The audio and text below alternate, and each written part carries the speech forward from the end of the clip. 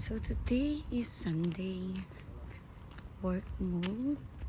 Ang aga ko, pero 6:45 pa naman yung pick up namin. Pero kakain ako ng breakfast. Kaya maaga ako ngayon.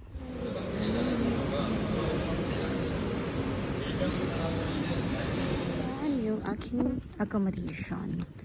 Yung pangalawa. So, lalakad lang ako. Hindi naman ganun kalayo. Malapit lang. Oh, yan yung nilabahan ko nung last. Pasok na tayo sa room ko. Merry Christmas. Hindi ko na ito natanggal-tanggal. Matagal na. Ayan yung mga pang-camping natin. Sana matuloy yung camping namin na plano. Oops, wait lang.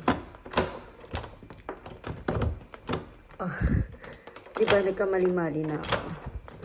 Oops, sa room ko. Wala natin yung ilaw. Pagkapasok niyo sa room ko, ito yung bubungad sa inyo yung mga bag ko. Tapos meron tayo diyang upuan.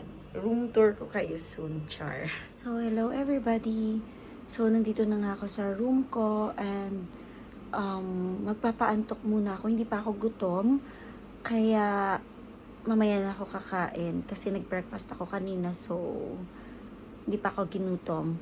Manunod lang ako ng YT para makatulog kasi gusto ko talagang matulog para mamaya makapanood ako ng Game of Thrones kasi nasa season 1 pa lang ako, episode 4. Kailangan ko na siyang matapos at marami pa akong pending na movie na papanoorin. Anyways, yun lang yung ganap ko kasi alam niyo naman malayo tayo sa pamilya, kailangan aliwin ang sarili. Lalo pat marami tayong pinagdadaanan pero laban lang tayo. Yun lang. God bless everyone. Mag-ingat kayo palagi. Bye!